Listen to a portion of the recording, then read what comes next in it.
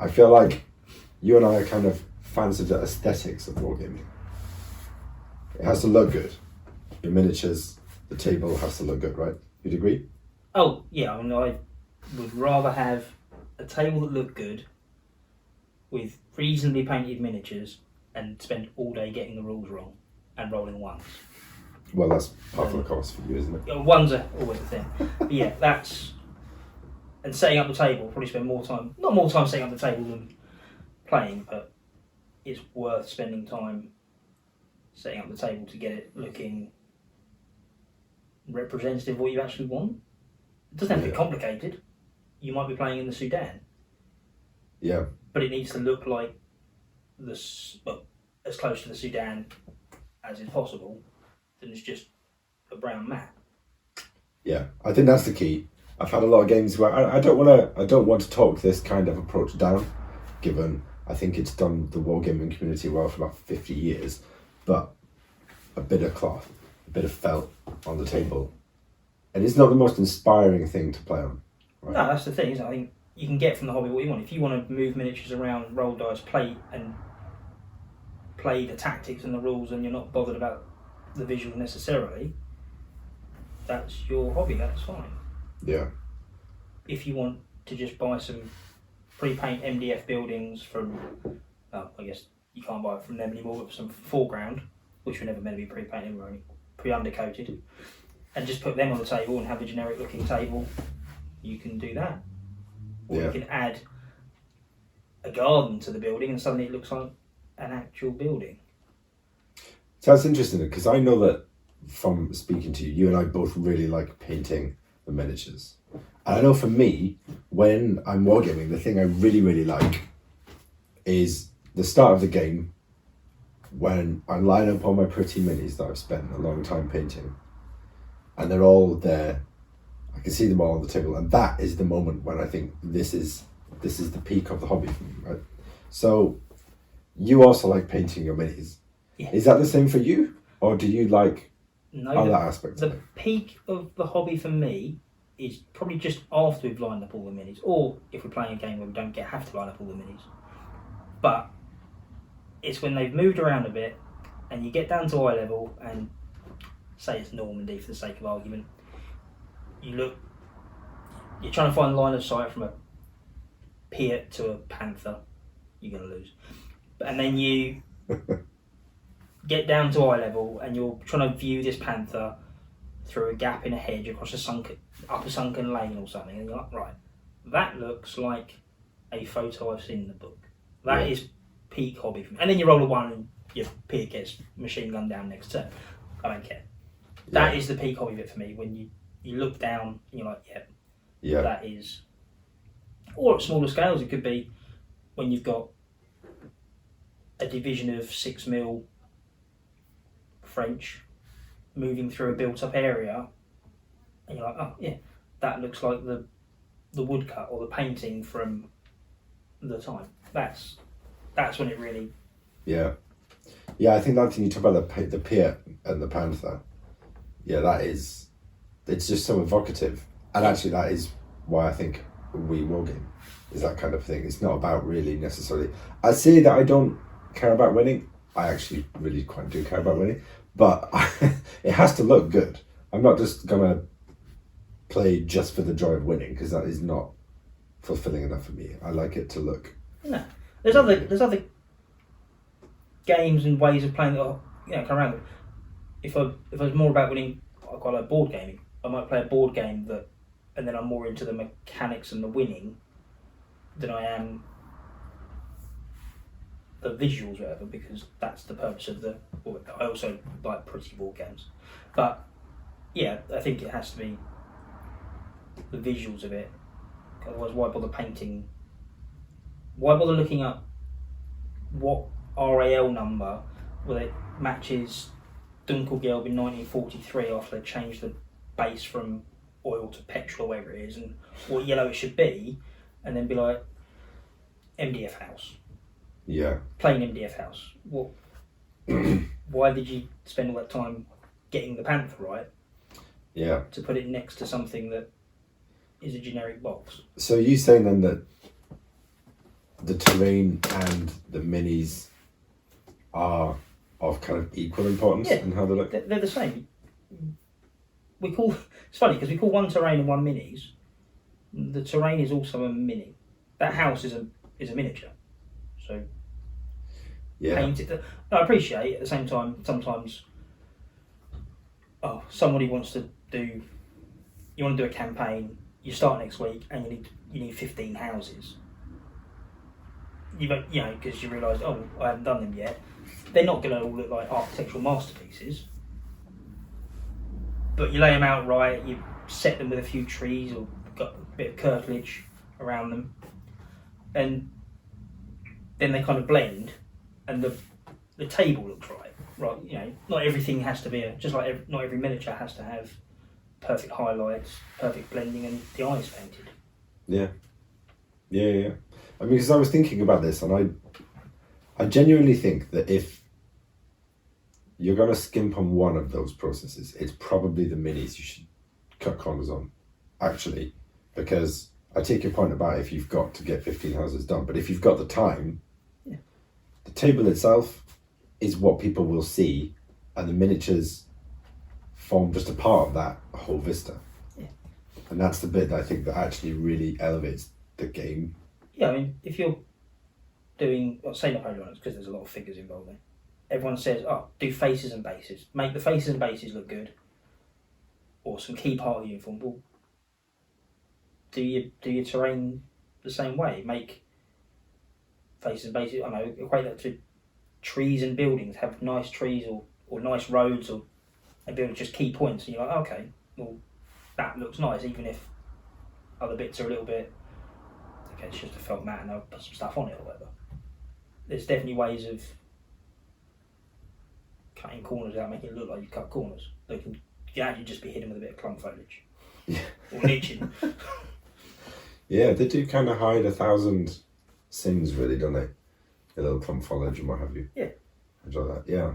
I mean, because I've seen and played on quite a few tables that you've set up, and they always look fantastic.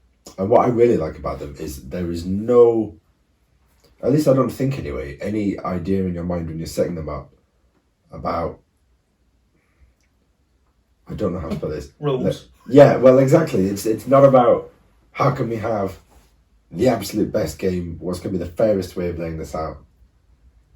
It's just about what would look realistic, what would be an actual French town in Normandy that the British army is going to fight the Germans over. And I think that just makes it, for me, it makes the game a lot more fun. Yeah, because when you land on D-Day and it's D+4 and you're moving towards Caen or whatever, you don't get to rearrange the houses to look fair. And be like, well, actually, you've got 3 houses on your, Easy Company going up towards Carentan, lying in a ditch in the road, didn't go, this isn't fair, can we have some of the walls on our side so we've got some cover coming up the road? That's not how it works, so that's not how your table should look. Yeah, absolutely. And again, we have to stress, not how I would like my table, but again, if I turn up to it doesn't even have to be a tournament, a game where someone's like, these are the mechanics I want to try out, or this is several I want to play for the first time, you might say, let's set up a more even table, a bit like the first time you play a set of rules, you play generally probably a simple straight fight scenario because you don't want to skew your opinion of the rules by having some weird scenario rule that favours one person than the other. Yeah. So there's definitely times when you probably do want a slightly more balanced table because, if you were playing bolt action for the first time, or I was playing bolt action for the first time and you said, oh yeah, sure, we'll do the Atlantic Wall. You're going to attack from a beach and I'm going to be in 6 bunkers up a cliff. I'm probably not going to have the best first experience of the game. I'm going to be like, oh great, machine guns kill me a lot and standing on a beach sucks.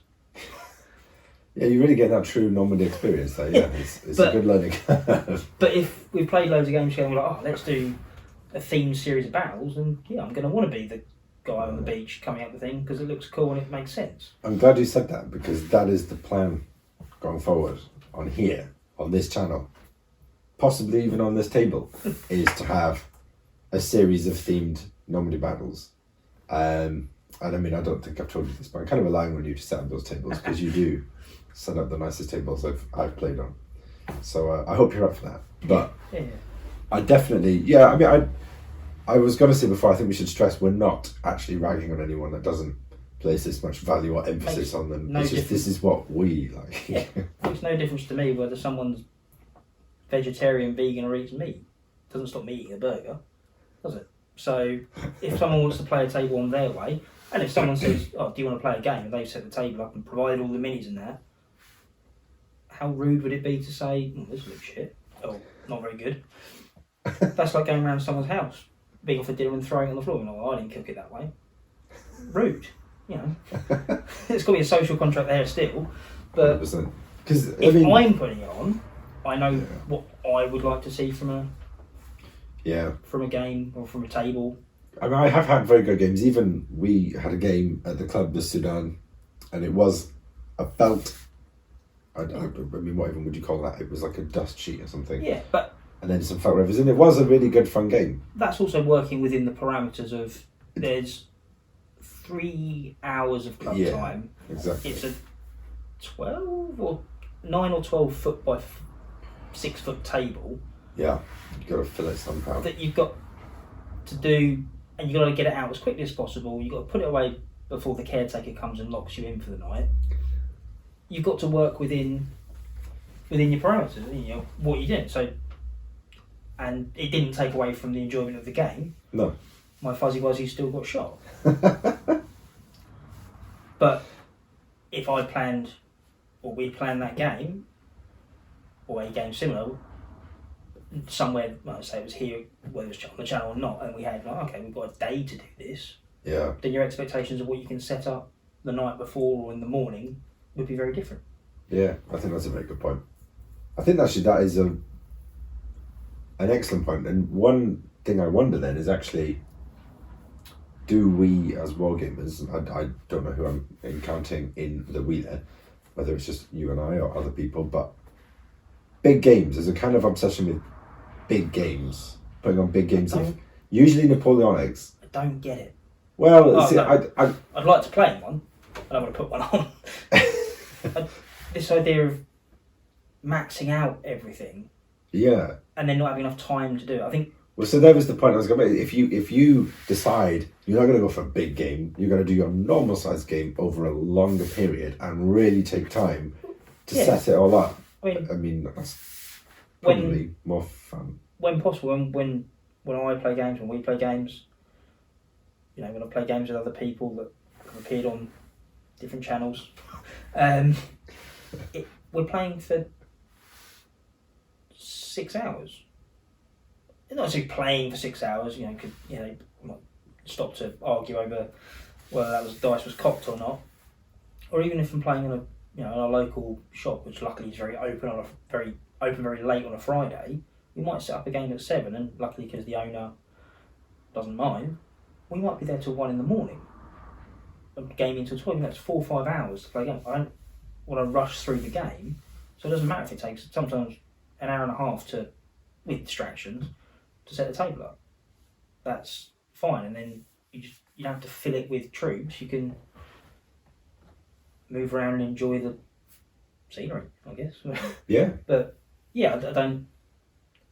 It doesn't have to be a massive troops to make a big impact if you've got a nice looking. Yeah, because I am trying to think of all the really big games I've seen. How many of them have blown me away as a table setup? And a lot of them have looked really, really good, for sure. But not ones where I look at the table and think, how did they do that? That's incredible. Weirdly, the big tables that just recently I could think of that have been like, wow, were at Salute. When I say his name was, I think it's Joe Bilton, put on a Chain of Command game in 28mm. And they used I think it was 12 by 4, so I think it was 2 normal length tables together. But there wasn't any more. Well, they'd set out for a 4-player game, so there was 2 platoons aside. But 2 platoons of troops on a 12-foot table is not a lot of troops. What it actually just meant was they had more space to set up a full French village and the surrounding countryside. They just had more terrain. They didn't have more stuff. And that's the appeal to me of a bigger table, is just putting more scene. It gives you room to put the little touches in that you don't get necessarily if you play on a. And do you know if that 4x4. affected how the game played? Because you might think that if you've got more room but the same amount of stuff, that's more time to get shot on the way in. I think obviously using the strengths of the system, so chain of command, for example, with the patrol phase, I kind of walked past a few times and ogled mainly at the buildings, didn't actually pay any attention to really what they were doing. Yeah. But it was one of those you got down, it looked like a postcard. Before they showed everything. But yeah, that's kind of big table. A big table just gives you more. Whereas there was another big table, again, you salute. Simon Miller had set up, I can't remember what the battle was, but it had, I've never seen so many 28mm ancient troops in it. And again, it's horses for courses, like an ancient battle with blocks of troops generally took place on an empty battlefield because you've got big blocks of troops.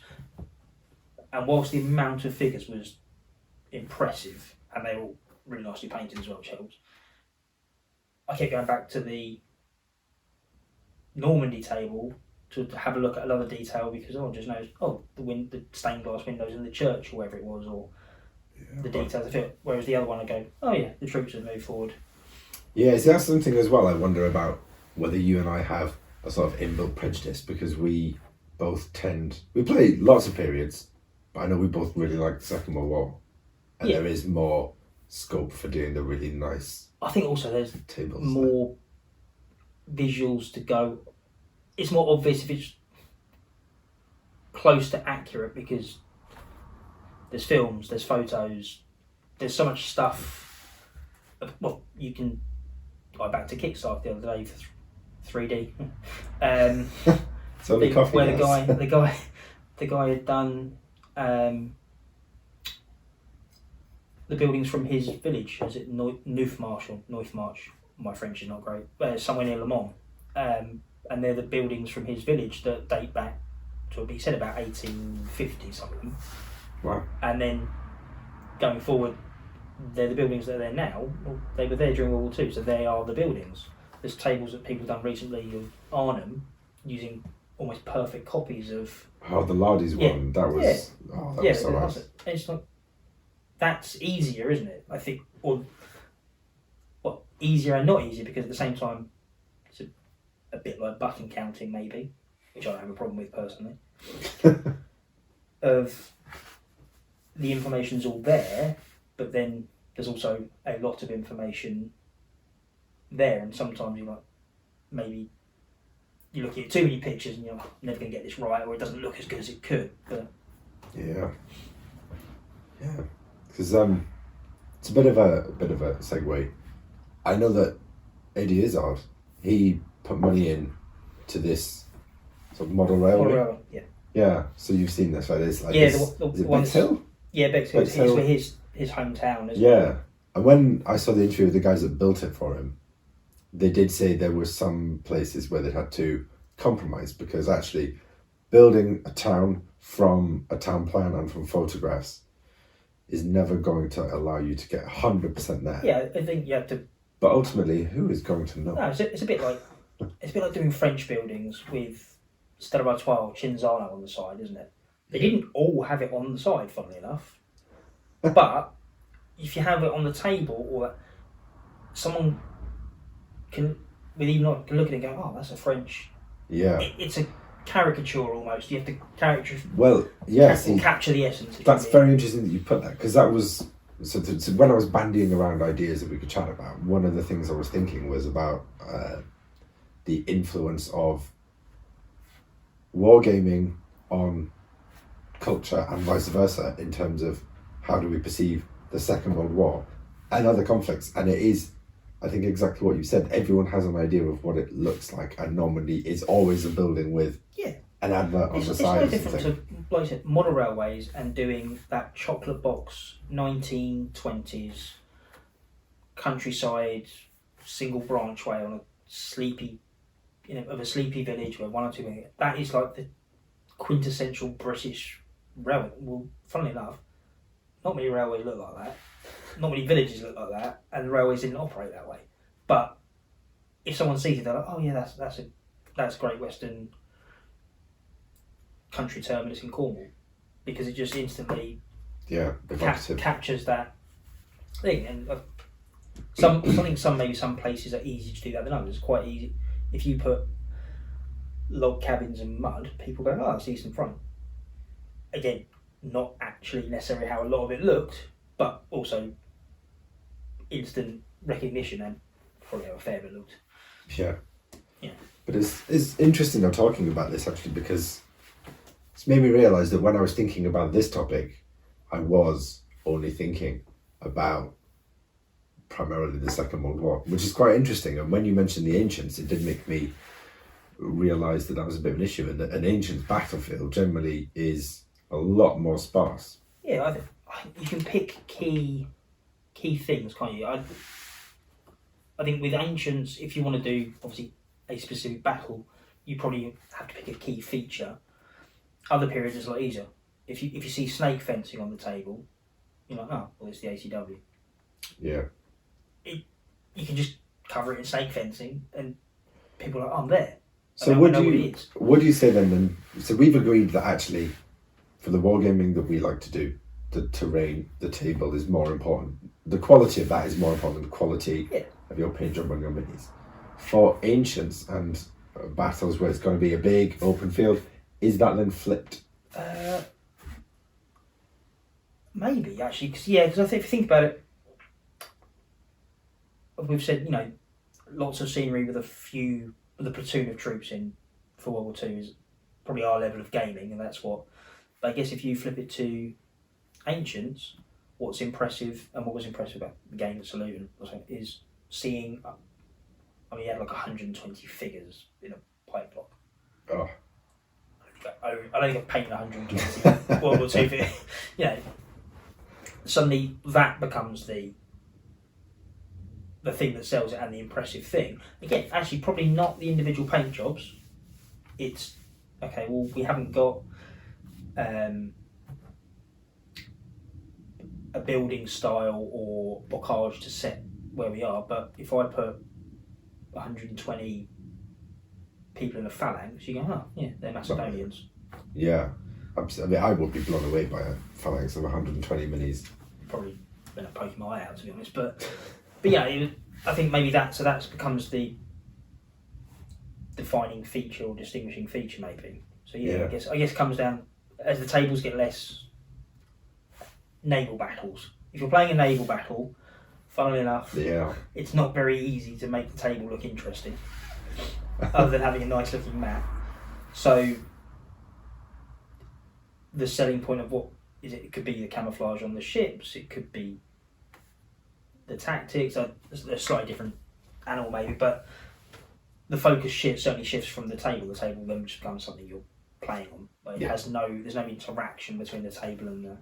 That's quite funny. A little bugbear of mine, which is entirely unfair, but it's when you see naval games where there's some terrain shoehorned in there, like there's no one rock clusters or something. Yeah, unless you're doing pirates or something, maybe not slave traders, probably not the way forward, but doing something in the Caribbean or something very specific like smugglers off Cornwall or something, you can have some.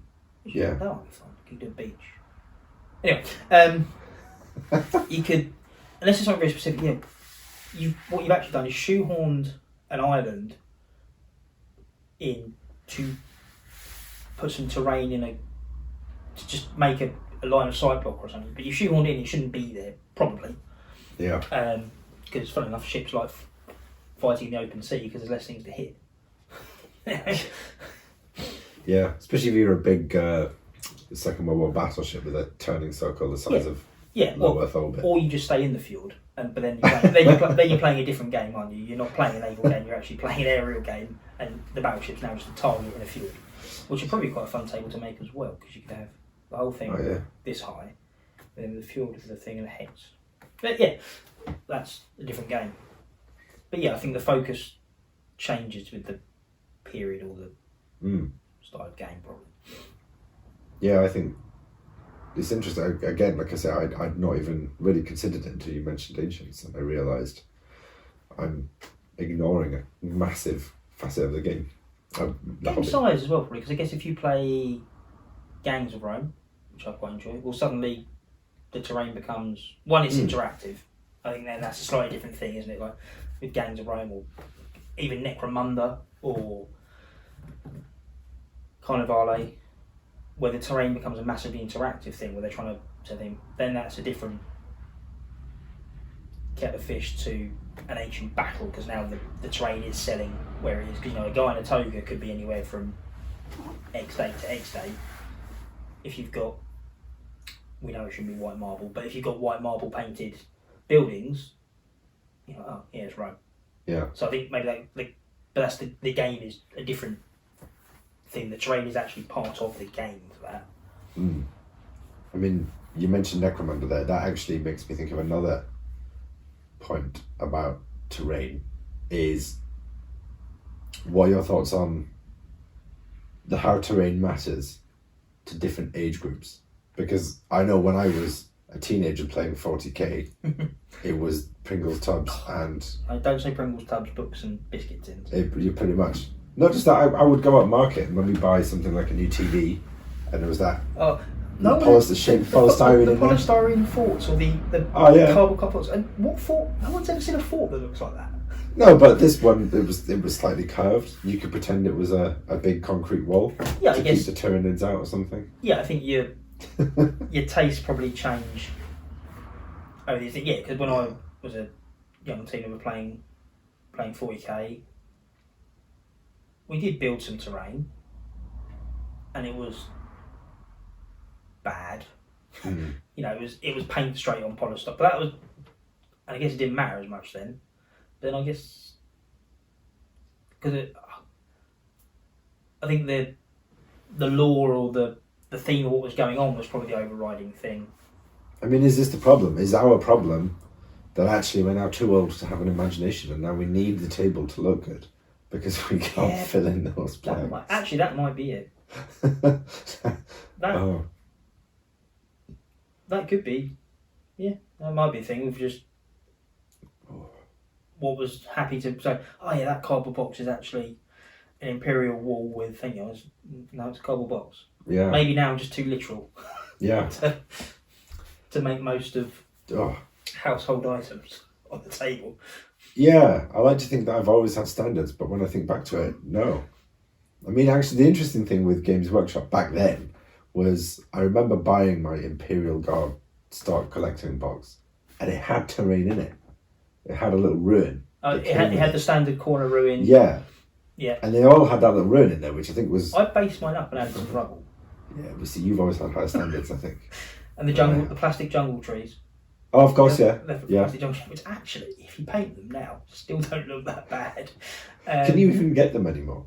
They probably cost a lot. They'll be like middle hammer now rather than... Oh.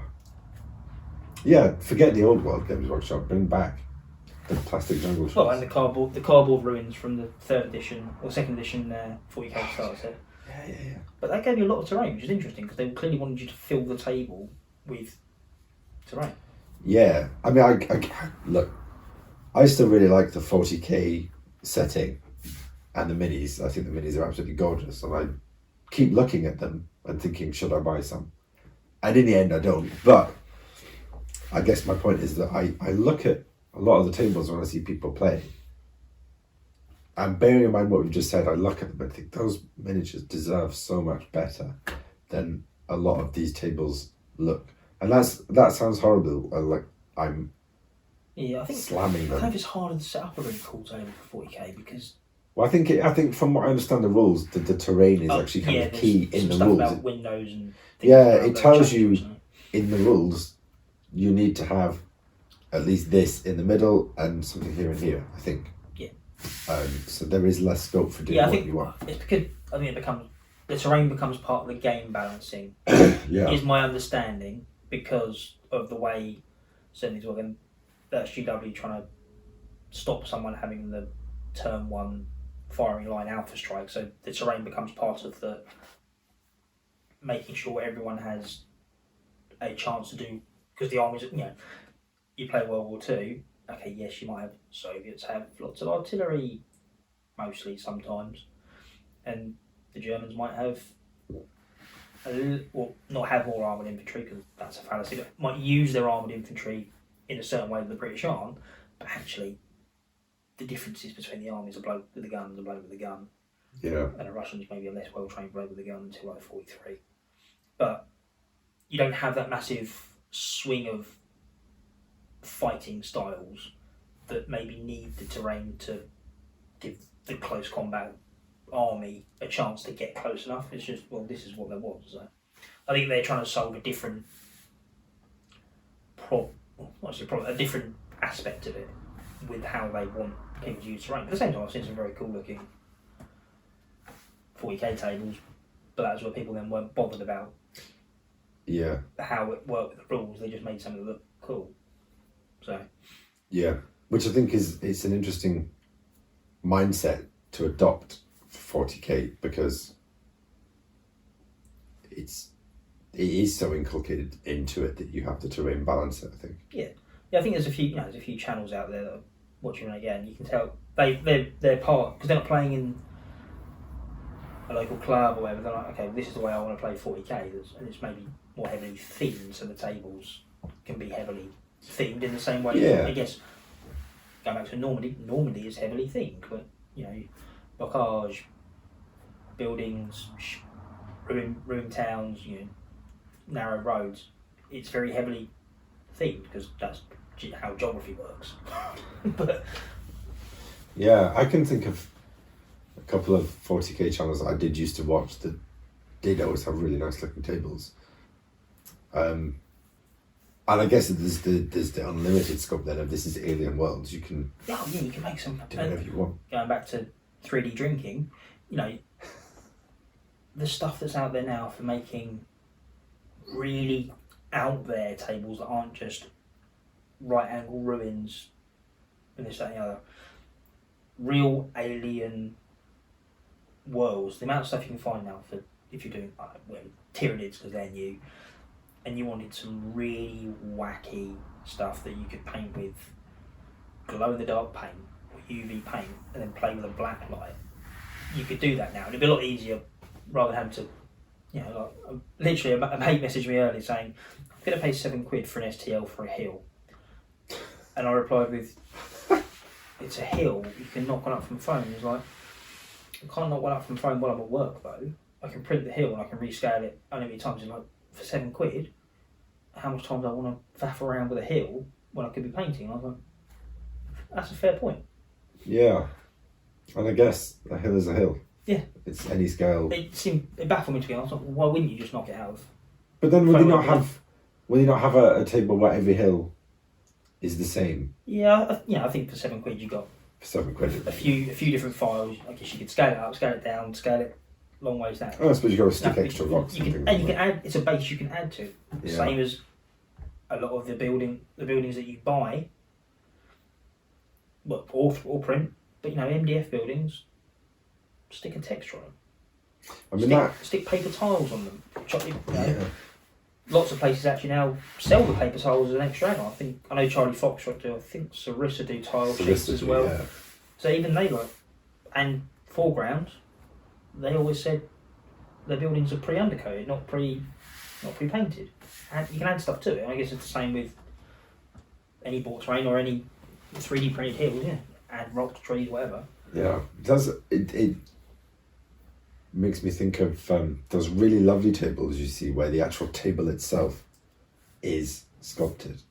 Yeah. And I do really like those tables, but I do worry about the replayability and how varied your games will be, and when you get bored of this after 10 that and where to put it 50 well yeah that's putting true. it somewhere becomes a thing. Yeah, because how many would you need? Well, everyone I know that's I say everyone I know that's done one, the people on the internet I've seen that do these say they have got sort of 16 20 2x2 tiles. Yeah, the maybe even more. Tiles I'm never sure on, because you can put scatter down to cover the edges, but you're always going to get. Yeah. And you can only make them fit so tight together, and the edges get chipped or whatever. But yeah, obviously, like a full 3-note sculpted table would be really nice. But it'd only be really nice sometimes. Because sometimes we're like, oh, I want to put that. Why did I put that rock outcrop there? Because actually that's just where I want to put something else. And it's part of the table.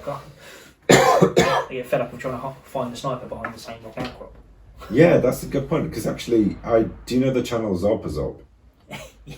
So this guy, yeah. But he has space though. Well, that was it Osgiliath or whatever. That he's just. Yeah. I don't know how big it is. I think that's the size of my house. It's vast, and I mean it looks incredible.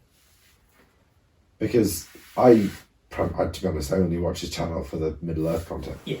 So this Gilead thing is when I followed all the way through, and the new one he's done with the massive resin pour looks phenomenal. I would love to play that. The attention to detail on things he's done as Do you Helm's Deep as well at one point? I think he did something. But the attention to detail on bits of it. Oh, that might be it. Yeah.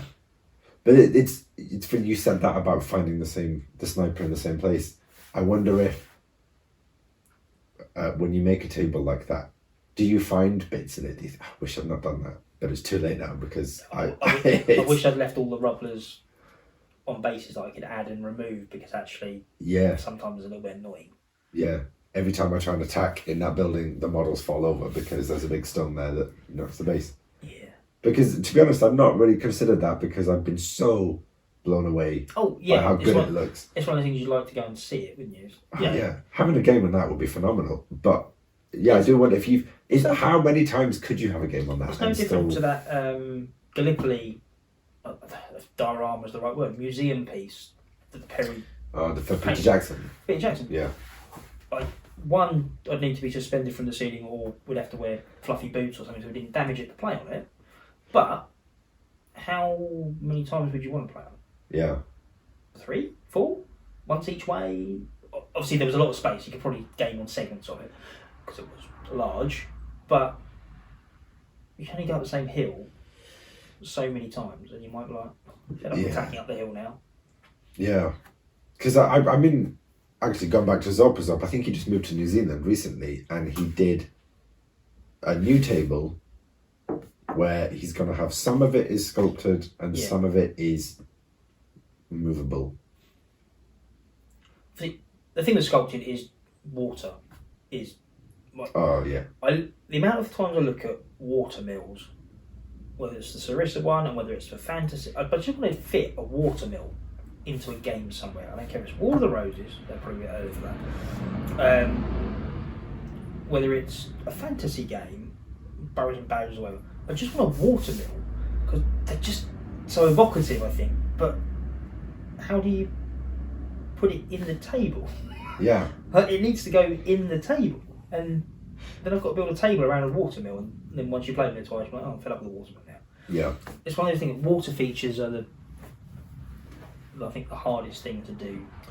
Yeah, because I pondered this. That Zop table made me think, is that something I could do? So setting up this channel with the idea that I will do battle reports. I want the table to look really good.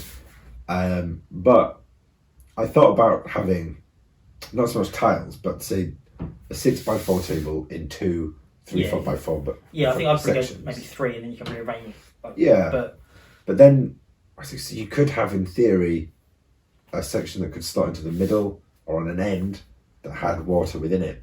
But then it's either just going to be a river that snakes that one section or a pond at one side. You're never going to have it really feel like it's embedded in the table because it's just this small bit. Yeah, and it's just modelling waters. Well, modelling water's hard, just use gloss varnish and some brown paint, that's fine. But making it, your bridge has to go up.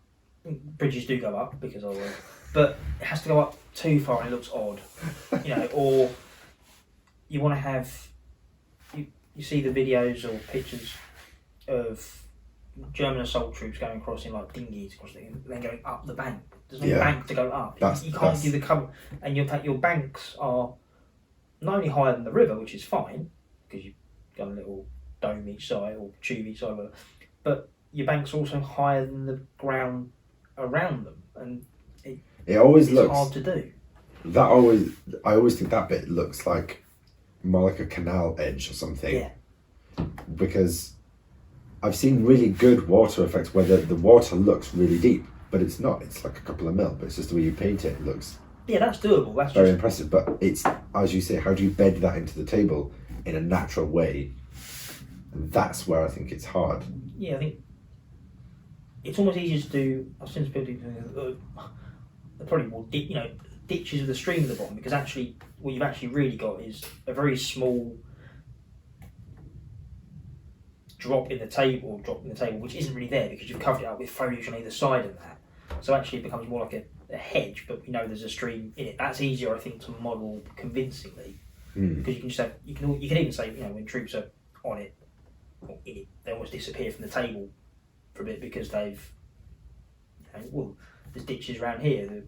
They're easily 6-7 foot deep down to a little stream, and they're quite steep on the sides, and we don't live in a particularly hilly part of the thing. So, but then to get that, you're sort of reliant then on sculpting it in to get a proper drop. Yeah, or you have to you have to simulate by saying, okay, if I put my figure there, he's not on the table because he's below the height of the thing. But then, does that add? Do you have to put tokens down? Does it add? I don't mind tokens if they're themed or whatever, but does it add clutter to the table bookkeeping that becomes? It's like buildings. Do you have your buildings? How open do you have your buildings? Do you have a solid building? Because it's easier to make, easier to paint, not a pain in the arse. Do you have buildings where just the roof comes off and you can just go, oh, they're in it? We can put a marker whether up or do you have buildings where, so maybe they're 3 stories high, but every story comes off? Or, there's obviously MDF. If you buy MDF ones, chances are they probably come stackable. I sometimes glue one together because actually then you get a better finish. Yes, I would say. I leave the roof off sometimes. So I think then that we're in alignment on that, in that actually form is probably more important than function. Because actually weirdly between function is the form. I'll just say the machine gun teams on the top floor or the bottom floor, and we know it's one move to go from top to bottom, in whatever rule set you're playing. And just say it's there, it's fine. Yeah. As long as it's in or behind the house outside. I think you are right. You do get a nicer finish if it's all flush, filled, and what have you. And to be honest, actually, a lot of the stuff I've seen that is 3D printed, it can look just that bit better than MDF because it's got that 3D tactile quality to it. Inbuilt. Doesn't really have removable roofs and what have you. No. So I would rather go for that than an MDF. Although I've got a lot of MDF terrain, I would rather go for the good 3D printed stuff. We'd have to do stuff with the MDF. I'm not worried about whether they're in the bottom floor, behind the stairwell, whether they're hiding behind the sofa or whatever. They're in the building. We can figure that out. Yeah. After within the rules, without having to worry about actual window. And again, unless you're playing a very, but then it's a different game, isn't it? If you're playing Bar and Brawl from Games Workshop, or whatever, you worry about your orcs jumping on the table. Still with the cardboard cutouts. This is where I just have to say something about you being old. I think Bar and Brawl is. I'm aware of it, but I think it's before my time. Very good use of card terrain. You had tables you can lift off, you had broken bottles. Fantastic. But yeah, I think you just need to. I think I personally, probably you as well, don't worry too much about how the terrain is going to affect the rules of the game or anything like that. Don't care. The building should be there. The building should be there. So to sum up then, terrain is more important than your miniatures in terms of quality, and that rocks should be nowhere near a naval battlefield. Definitely no rocks on a naval battlefield. And yeah, terrain is. I don't know if your minis are the brushstrokes, terrain's the canvas or something dramatic. I don't know. There's definitely some analogy to be made somewhere about. Shoehorn that one in. Yeah, we'll fit something in, but there's definitely something where